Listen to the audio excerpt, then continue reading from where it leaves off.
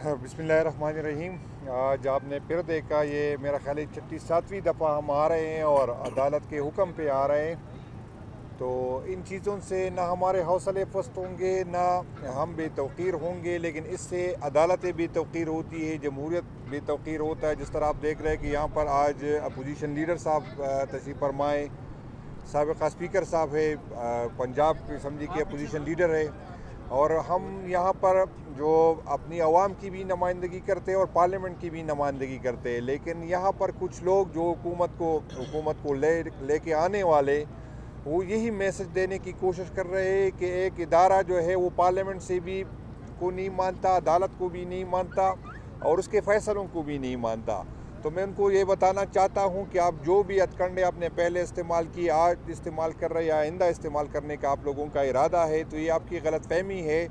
आप अभी तक भट्टू साहब जो एक जनरेशन का लीडर था उसको ख़त्म नहीं कर सकते, तो इमरान खान साहब जो है ये 3 जनरेशन का लीडर है, और जितना आप जुल्म करेंगे, जितना आप उसको जो है उसके वर्कर के साथ ज़्यादती करेंगे, इससे आप कुछ तो हासिल नहीं कर सकेंगे। लेकिन ये है कि जो नफ़रतें हैं, जो इदारों से नाराज़गी है, जो हुकूमत वक्त से नाराज़गी है, वो बढ़ती जा रही है। और मैं आपको बता दूँ, एक तरफ जिस तरह उमर अयूब साहब ने बलूचिस्तान की बात की, यही हालात KP की तरफ तकरीबन मुझे लग रहा है कि अल्लाह पाक न करे कि इस तरफ जाए।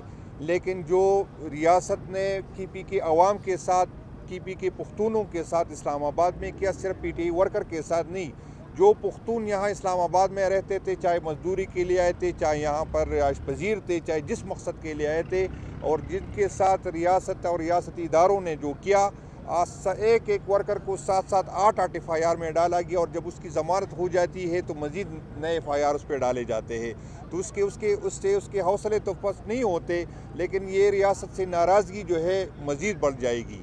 तो ये मैं आपको समझाने की बार बार यही कोशिश कर रहा हूँ कि आपके आपका जो रवैया है, इस पर नज़रसानी करे।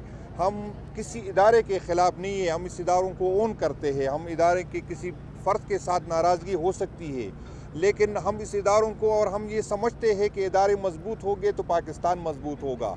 लेकिन इदारे उस सूरत में मजबूत होंगे जब आईन ने उसके जो हदूद मुतय्यन किए उसमें रहेंगे। तो इससे इदारों के पीछे जब अवाम नहीं होंगे तो इदारे कमज़ोर होंगे, और कमज़ोर इदारे कमज़ोर पाकिस्तान की निशानदेही करेंगे।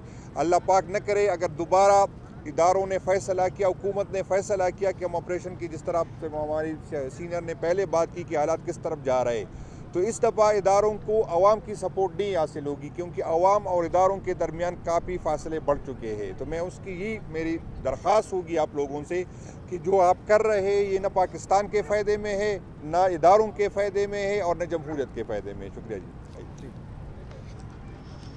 बिस्मिल्लाहिर्रहमानिर्रहीम।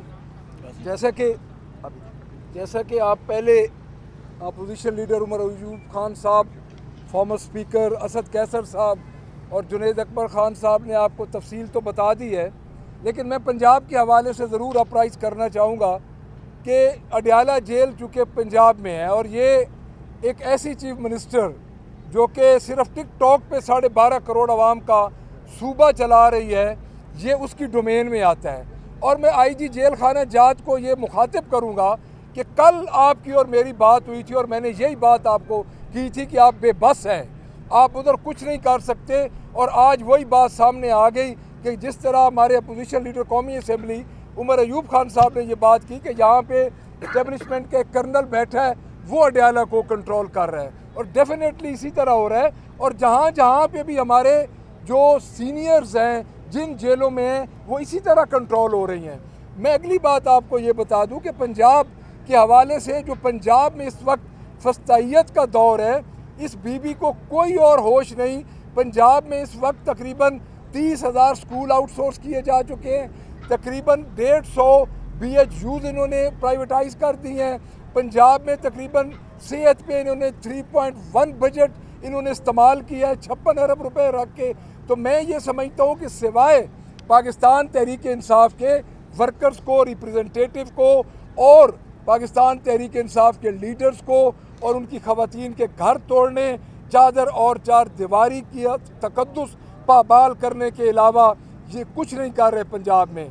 एक बात मैं आपको बता दूं, एक जिंदा लाश बन चुके हैं, सियासी जिंदा लाश। اور ان کو لانے والی اسٹیبلشمنٹ میں ان کو جو کہوں گا کہ آپ کب تک اس سیاسی زندہ لاش کا بوجھ اٹھائیں گے؟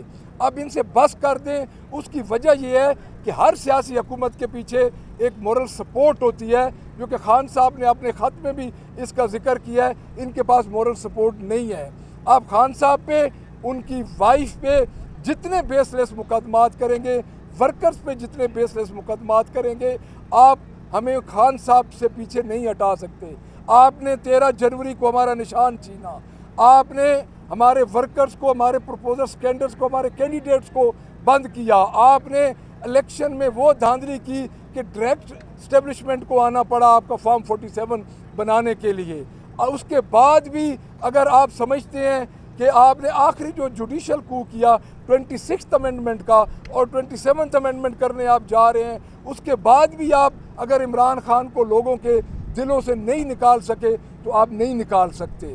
لیکن پنجاب کی حکومت کے حوالے سے میں یہ ضرور کہوں گا کہ پنجاب میں اس وقت جو ظلم و ستم ہو رہا ہے، ہمارے منڈی بہاؤالدین میں ہمارے ایم پی ایس پہ ظلم ہوا، ان کا گھر توڑا گیا، اون عباس بپی سینیٹر ہیں ملتان سے، ان کے اوپر ایک بوگس FIR شکار کی کہ وہ 5 ہرن شکار کر کے وہ ڈکار کر گئے ہیں۔ یعنی اتنی بوگس اور گندی FIR ہے، اور ابھی تک وہ ان کے پاس نہیں ہے، پولیس کے پاس اس وقت تک، اور اون عباس بپی پولیس کسٹڈی میں نہیں ہے۔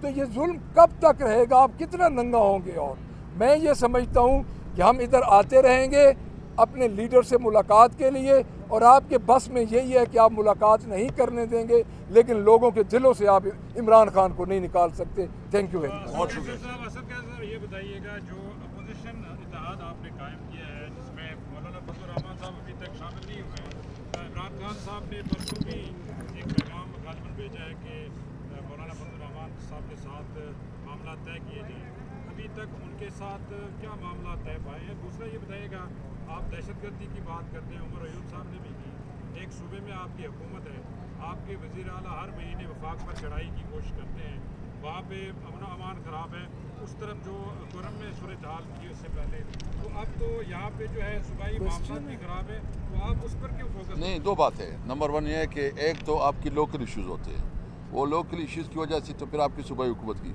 لیکن یہ جو اس وقت صورتحال ہے کہ یہ لوکل امن و امان کا مسئلہ ہے، یعنی کچے ڈاکوؤں کا، اگر کچے ڈاکو کا کوئی ہے تو مجھے بتائے صوبائی حکومت اس کے خلاف، لیکن اگر ایک آپ کی افغان پالیسی کی وجہ سے، فارن پالیسی کی وجہ سے ایک چیز ہو رہی ہے تو وہ تو آپ کے بس پہ نہیں ہے۔